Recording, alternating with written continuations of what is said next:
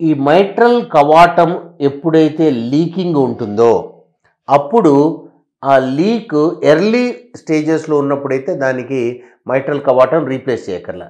Advanced stages of mitral regurgitation ఉన్నప్పుడు మాత్రమే ఈ మైట్రల్ కవాటాన్ని రీప్లేస్ చేయాల్సి వస్తుంది. సో అడ్వాన్స్డ్ స్టేజ్ అని ఎప్పుడు చెప్తామంటే కనుక హార్ట్ ఎన్లార్జ్ అవుతుంది. సో ఎకో కార్డియోగ్రఫీలో మాకు ఎకో పరీక్షలో కొన్ని సెట్ పారామీటర్స్ ఉంటాయి. ఆ పారామీటర్స్ బట్టి ఈ వాల్వ్ లీకింగ్ వల్ల ప్రాబ్లం వస్తుందా లేదా అనేది మనం డిటర్మిన్ చేయగలుగుతాం. సో గుండె ఎన్లార్జ్మెంట్ అయినా, ఊపిరితిత్తుల్లో బీపీ పెరిగినా, గుండె యొక్క ఫెయిల్యూర్ వచ్చినా అప్పుడు మనము మైట్రల్ రిగర్జిటేషన్ ఉన్నప్పుడు ఆ మైట్రల్ రిగర్జిటేషన్ వల్ల ఎటువంటి ఆయాసం వచ్చినా అప్పుడు ఈ మైట్రల్ వాల్వ్ రీప్లేస్మెంట్ అనేది చేస్తాం. సో మైట్రల్ రిగర్జిటేషన్ అనే సమస్యకి మనము వితౌట్ ఆపరేషన్ ఏమీ చేయలేం. అది అడ్వాన్స్ అయినప్పుడు ఆ వాల్వ్ను మనము రీప్లేస్ చేయవలసి మాత్రమే దీని యొక్క మార్గం. So indications of mitral valve replacement వచ్చేప్పటికి సివియర్ లీకింగ్ మైట్రల్ వాల్, ఆ లీకింగ్ ఆఫ్ ది మైట్రల్ వాల్తో పాటు ఆయాసం రావటము, అట్లాంటి సమస్యలు ఉన్నప్పుడు ఈ మైట్రల్ వాల్ని మనము రీప్లేస్ చేస్తాం.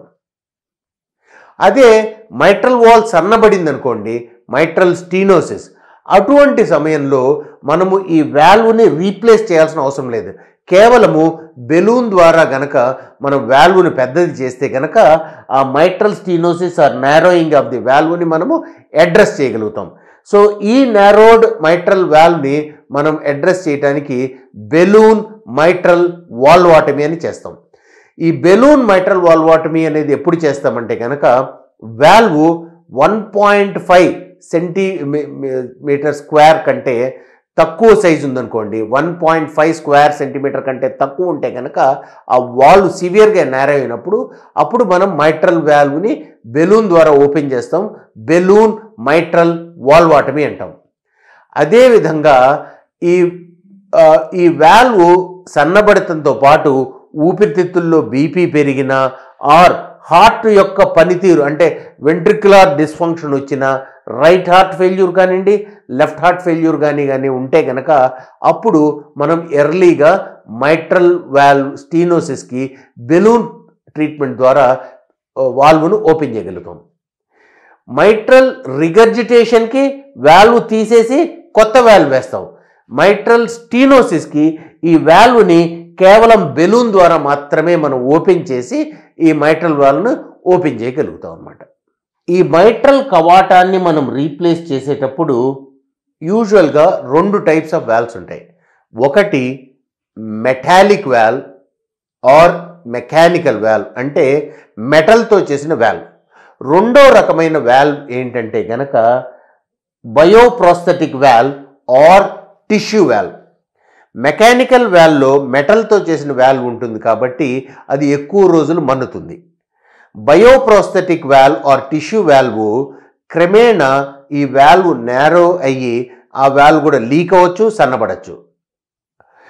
కానీ ఎప్పుడు మనం టిష్యూ వాల్వ్ వేస్తామంటే కనుక ఫర్ ఎగ్జాంపుల్ ఒక పర్సన్ యొక్క ఏజ్ 60 సంవత్సరాల కంటే ఎక్కువ ఉన్నదనుకోండి, అట్లాంటి వాళ్ళలో ఈ మెకానికల్ వాల్వ్ అనేది వాడటం అంతవరకు శ్రేయస్కరం కాదు.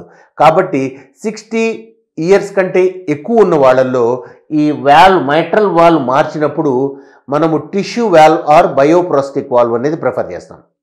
అంతకంటే తక్కువ వయసు ఉండే వాళ్ళ అందరిలోనూ మనము 60 సంవత్సరాల కంటే తక్కువ వయసు ఉండే వాళ్ళ అందరిలోనూ mechanical valve or a metallic valve ఉపయోగిస్తాం. మెటాలిక్ వాల్వ్ వాడినప్పుడు బ్లడ్ థిన్నర్స్, యాంటీకోయాగ్యులెంట్స్ అనేది లైఫ్ లాంగ్ వేసుకోవాలి. వెరాజ్ టిష్యూ వాల్వ్ వాడినప్పుడు ఈ blood anticoagulants or blood thinners life long వాడాల్సిన అవసరము ఎంత మాత్రము లేదు. మెటాలిక్ వాల్వ్లో యాంటీకోయాగ్యులేషన్ ఎందుకు వాడాలి అని అంటే కనుక అందులో మెటల్ ఉంటుంది కాబట్టి ఆ బ్లడ్ క్లాటింగ్ టెండెన్సీని హెచ్చుగా చేస్తుంది. కాబట్టి అట్లాంటి బ్లడ్ క్లాటింగ్ టెండెన్సీని మనము నెగేట్ చేయడానికి బ్లడ్ థిన్నర్స్ ఆర్ యాంటీకోయాగ్యులెంట్స్ అనేది ఆ పేషెంట్ వాడవలసిన అవసరం ఉంటుంది. కొన్నిసార్లు ఒక పర్సన్ యొక్క ఏజ్ 65 ఇయర్స్ 70 ఇయర్స్ ఉండొచ్చు. అటువంటి వాళ్ళలో మైట్రల్ వాల్ రీప్లేస్మెంట్ ఆపరేషన్ అనేది చాలా హై రిస్క్ ఉంటుంది. 60 సంవత్సరాలు పైబడిన వాళ్ళకి మైట్రల్ వాల్ మార్చాలి అని అంటే చాలా హై రిస్క్ కాబట్టి అటువంటి సమయంలో మైట్రల్ వాల్ రీప్లేస్మెంట్ చేయటం అనేది కుదరకపోవచ్చు. కొన్నిసార్లు ఆల్రెడీ అంతకుముందే మైట్రల్ కవాటం మార్చివేయబడింది. ఏమిటి? With a tissue valve. So 65 సంవత్సరాల వయసులో ఈ వాల్వ్ని టిష్యూ వాల్వ్తో రీప్లేస్ చేశాము. ఇప్పుడు ఒక 7 నుంచి 10 సంవత్సరాల తర్వాత ఆ టిష్యూ వాల్వ్ కూడా డ్యామేజ్ అయింది కాబట్టి అప్పుడు నెక్స్ట్ ఫేజ్ ఆఫ్ ట్రీట్మెంట్ చేయాల్సి వస్తుంది. అటువంటి సమయంలో ఈ వాల్వ్ టిష్యూ వాల్వ్ తీసి ఇంకొక టిష్యూ వాల్వ్ వేయటం అనేది కూడా హై రిస్క్ సినేరియో. సో మొదటిది, ఎప్పుడైతే అడ్వాన్స్డ్ ఏజ్ ఉంది, పెద్ద వయసులో ఉన్నారు, సన్నగా ఉన్నారు, ఎవరికైతే ఆపరేషన్ రిస్క్ ఎక్కువ ఉంటుందో వాళ్ళలో ఈ వాల్వ్ రీప్లేస్మెంట్ సర్జరీ అనేది సూటబుల్ కాదు. రెండోది, ఆల్రెడీ అంతకుముందు వాల్వ్ వేసేశారు, ఆ వేసిన వాల్వ్ మెకానికల్ వాల్వ్ కాకుండా టిష్యూ వాల్వ్ వేస్తే కనుక ఆ వాల్వ్ ప్రాబ్లం ఉందనుకోండి, అప్పుడు కూడా మనము సర్జరీ అనేది సాధ్యం కాదు. అదేవిధంగా గుండె యొక్క పంపింగ్ తక్కువ ఉన్నా, ఊపిరితిత్తుల్లో బీపీ చాలా ఎక్కువ ఉన్నా, కుడిపక్క నుండే గుండె యొక్క పనితీరు తగ్గి రైట్ హార్ట్ ఫెయిల్యూర్ వచ్చినా ఇట్లాంటి వాళ్ళు ఆపరేషన్కి చాలా high risk. Apart from age more than 60 years, ఇవన్నీ హై రిస్క్ సినేరియోస్ కాబట్టి అటువంటి వాళ్ళల్లో mitral wall replacement surgery risky ఉంటుంది కాబట్టి వాళ్ళకి ఆల్టర్నేట్ ట్రీట్మెంట్ ఆప్షన్స్ యొక్క ఆవశ్యకత ఉన్నది. ఈ ఆల్టర్నేట్ ట్రీట్మెంట్ ఆప్షన్స్ అనేది వేరొక వీడియోలో మరలా మనము డిస్కస్ చేస్తున్నాం. ఎప్పుడైతే ఈ వాల్వ్ రీప్లేస్మెంట్ అనేది చాలా హై రిస్క్ ఉంటుందో, వాళ్ళకి సూటబుల్ ఉండదో, అటువంటప్పుడు న్యూ టెక్నాలజీస్ ద్వారా మనము ఈ మైట్రల్ వాల్వ్ని ట్రీట్ చేయగలుగుతున్నాం. అందులో మొట్టమొదటిది, ఎప్పుడైతే వాల్వ్ లీకింగ్ ఉంటుందో దానికి transcatheter end to end repair, అంటే ఈ 2 లీఫ్లెట్స్ మధ్య గ్యాప్ ఉందనుకోండి, ఆ రెండింటిని బ్రిడ్జ్ చేస్తూ మనము స్టేపుల్ ఆర్ క్లిప్ వేస్తాం. సో దాన్ని మనము అప్పుడు 2 దగ్గరకు వస్తాయి ఈ క్లిప్ వల్ల, దాన్ని మనము మైట్రా క్లిప్ అంటాం. So transcatheter end to end repair. So ఈ లీఫ్లెట్ని కలిపి మధ్యలో క్లిప్ లాంటి పరికరం ద్వారా 2 లీఫ్లెట్స్ని దగ్గరికి తీసుకొస్తాం. ఎప్పుడైతే వాల్వ్ లీకింగ్ ఉంటుందో అప్పుడు ఈ క్లిప్ అనే ప్రొసీజర్ చాలా యూస్ఫుల్ ఉంటుంది. రెండో టైప్ ఆఫ్ ట్రీట్మెంట్ ఏంటంటే, ఒక్కొక్కసారి ఈ వాల్వ్ బాగా సన్నబడిపోయి ఉండొచ్చు, అంతకుముందే ఒకసారి టిష్యూ వాల్వ్ ఆపరేషన్ చేసి ఉండొచ్చు. అటువంటి పరిస్థితుల్లో ఈ వాల్వ్ యొక్క ఓపెనింగ్ తక్కువ ఉంటుంది, ఆర్ మైట్రల్ స్టీనోసిస్ ఉంటుంది, or a degenerated mitral valve వచ్చి అది కూడా మైట్రల్ స్టీనోసిస్ ఉంటుంది. అటువంటి పరిస్థితుల్లో మనం క్లిప్ లాంటి సర్జరీ చేయలేము.